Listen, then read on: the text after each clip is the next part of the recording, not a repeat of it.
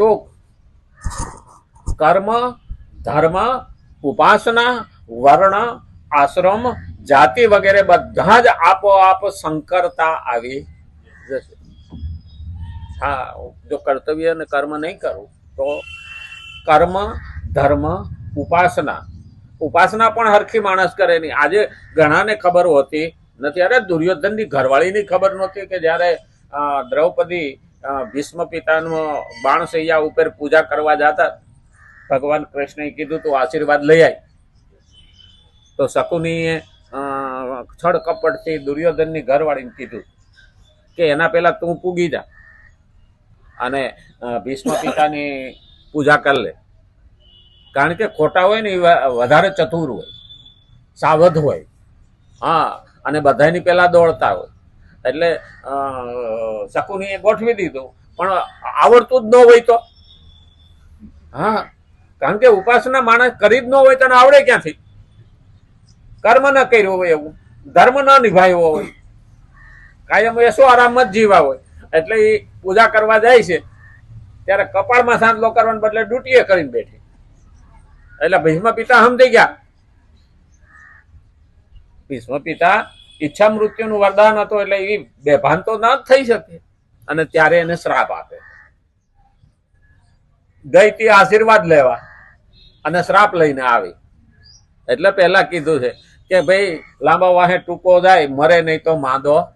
બીજાનું જોઈને આપણે કરાય નહીં, સમજીને કરાય, નહીતર ઊંધું પડે. એટલે કીધું છે કર્મ, ધર્મ, ઉપાસના, વર્ણ, આશ્રમ, જાતિ વગેરે બધામાં આપોઆપ સંકરતા આવી જશે. હવે અહીંયા કર્મ તો કરવાનું જ છે. ધર્મ કેનો ધારયતી ઇતિ ધર્મ, જેને હું મારા જીવનમાં લાવી શકું, ધારણ કરી શકું, એને ધર્મ કહેવાય. તો આ બધા જે ગુણો છે એ ધર્મ છે. મા બાપની સેવા કરવી, સમાજને માટે પરોપકાર કરવો, પરમારથ કરવો, પંખીડાનું ધ્યાન રાખવું, જનાવરોને દયા રાખવી, આ બધું જ ધર્મમાં આવે. ઉપાસના કરવા માટે ભગવાન પાસે જવું. કારણ કે એની પદ્ધતિ હું શીખું તો ભગવાનની નજીક જતા જઈ. ભગવાન એટલે જેને આપણે માનીએ છીએ, માતા કે પિતા. માં તો આપણે તો આમે બોલીએ છીએ ત્વમેવ માતા, ત્વમેવ પિતા, ત્વમેવ બંધુ સખા તમેવ.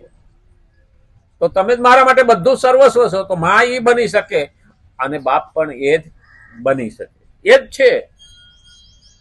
તો વર્ણ, ઉપાસના, વર્ણ.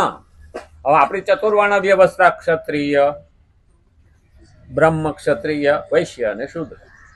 આપણે કહ્યું હતું કે અત્યારે પણ લોકો એમ કહે છે કે હવે ચતુર્વર્ણ વ્યવસ્થાની શું જરૂર છે. તો પણ મેં એનો ખુલાસો કર્યો હતો કે અત્યારે પણ આ ચતુર્વર્ણ વ્યવસ્થા પ્રમાણે જ ચાલે છે. ભલે નામ જુદા. બ્રહ્મ એટલે બ્રહ્મ જ્ઞાનમ ઇતિ બ્રહ્મસ્ય. જે વિદ્યાનું દાન આપે છે, જે વિદ્યા આપવાનું કામ કરે છે, તે બ્રાહ્મણ. તો એમાં એ જાતિ નથી, એ જાતિ ભેદ હતો જ નહીં. તો આમાં જે પડ્યા છે, તો અત્યારે જે શિક્ષકો છે અને જે ગુરુઓ છે, આ જે જ્ઞાન આપવાનું કામ કરે છે, એ બ્રાહ્મણમાં આવે કે ના આવે? સંસ્થા છે, એમાં જે ભરતી થયો એ ગણાય. પછી ક્ષેત્ર રક્ષતી એટલે ક્ષત્રિય. તો ક્ષત્રિય કોને કહેવો? તો 4 વસ્તુનું રક્ષણ કરે: સીમાડાનું, સંસ્કૃતિનું, સ્ત્રીનું ને સંપત્તિનું. આ 4નું રક્ષણ કરે તે ક્ષત્રિય. સંસ્કૃતિ એટલે ધર્મનું રક્ષણ, સીમાડા એટલે આપણા સરહદનું રક્ષણ, સંપત્તિ અને સ્ત્રી. આ 4નું રક્ષણ કરે તે ક્ષત્રિય. તો અત્યારે આર્મી, SRP, અર્ધ પોલીસ દળ, પોલીસ દળ, આ જે બધા છે, CRP, RPF, આ જે બધા દળ છે, પોલીસ દળ, એ ક્ષત્રિયમાં આવે કે ના આવે? અને ક્ષત્રિય કહેવાય. એ સંસ્થા છે, એમાં જે ભરતી થયેલો છે એ સંસ્થા છે. આ જાતિ ભેદ નહોતો, એમાં દરેક જઈ શકતા હતા. અને ત્યારે એ સંસ્થામાં જે આ કામ કરે તે પછી કે વૈશ્ય. જ્યાં પાક થયેલો છે, જ્યાં વસ્તુ છે ત્યાંથી લાવે અને જ્યાં નથી ત્યાં પહોંચાડે ને વચ્ચેથી નફો કરે એને વૈશ્ય કહેવાય. તો આ દરેક ધંધો કરી શકે કે ના કરી શકે? આ કોઈ એક માથે થોડો સિક્કો મારેલો છે એમાં દરેક ગયેલા કહેવાય વૈશ્ય. આજે પણ ચાલે જ છે વેપાર, અને વેપાર કરીને ધંધો કરે કમાય જ છે. આજે વાણંદનું કામ વાણિયા નહીં કરતા, બ્યુટી પાર્લર એ શું છે? આજે આજે આજે દરેકે દરેક આજે આપણા પશુપાલકોનું દૂધ વેચવાનું કામ દરેક કોમ કરે છે. ડેરીઓ નાખીને બેઠા છે, એમાં દરેક શેક નથી, કોઈ એકનો અધિકાર નથી. અને શુદ્ર એટલે સેવક, શુદ્ર એટલે સેવક આજનો બ્યુરોક્રેટ, નોકરિયાત બ્યુરોક્રેટ એ શુદ્ર થયો કે નો થયો, સેવક થયો કે નો થયો? આ સમાજના 4 મેઇન પાસા, આને કીધું વર્ણ.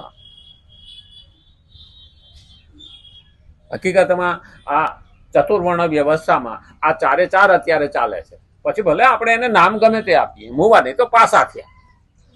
હા, કોઈ મરી ગયો એમ આપણે ન કહેવું હોય ને, તો કે ભલાણા ભાઈ પાસા થયા. એમાંય તત્વજ્ઞાન છે. પાસા થયા. અહીંયા મર્યો તો ક્યાંક જન્મો એટલે પાસો થયો. શબ્દ પણ આપણે ગુજરાતીઓમાં તત્વજ્ઞાન છે, એને સમજવા જેવો છે, પણ આપણે કહેવત ભૂલી ગયા. અને આવનારી પેઢીને તો એ ચોપડીમાં કહેવત છે ને તો એનો અર્થ ખબર નહીં હોય.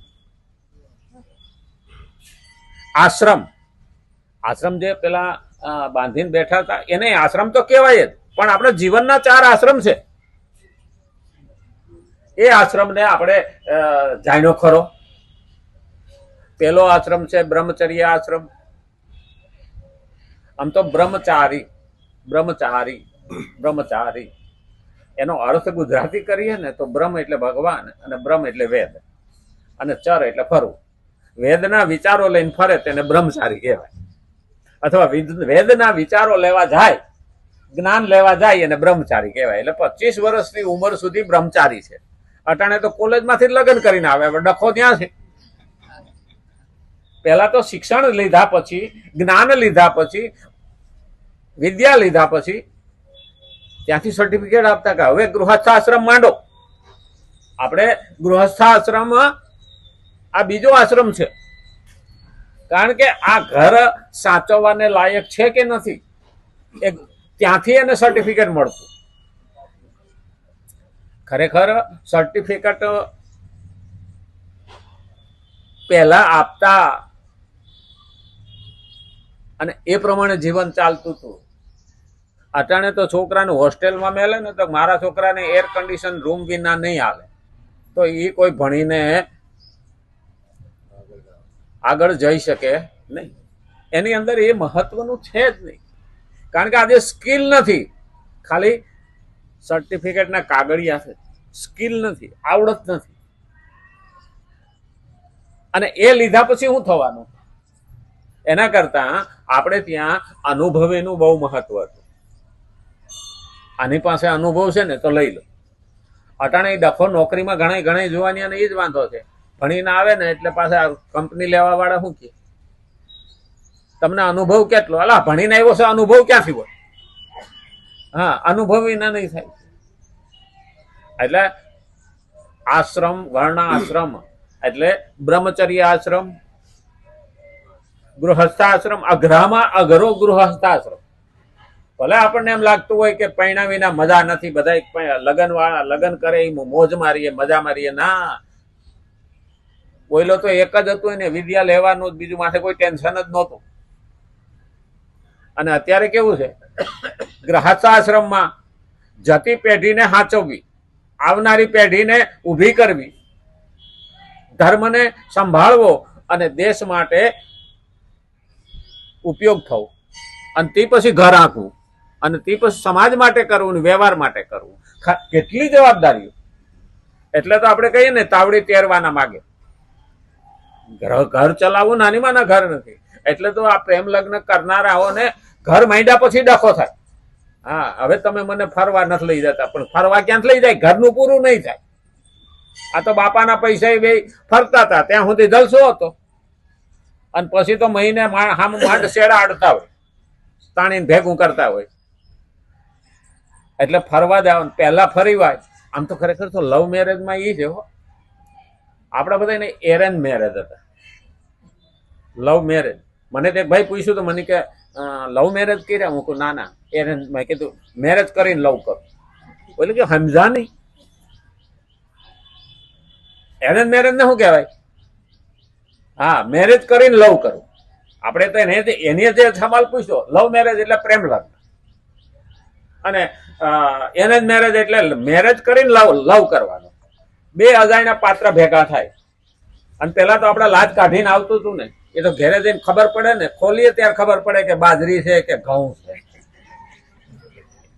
પેલા તો એવું જ હતું ને. અટાણે ફોટા બોટા પાડવામાં વિડીયોમાં અમારે તો પેલા ગાડામાં બેઠા, હા, પકડીને આમ આમ ઘૂમતો તાણીને પકડી રાખે, કસકાવીને ગાડાનું કાઢે. આમાં ઘણા પૈણે લાવી છે મારી જેમ ગાડામાં. હા, ગાડામાં એ જાન જાતી.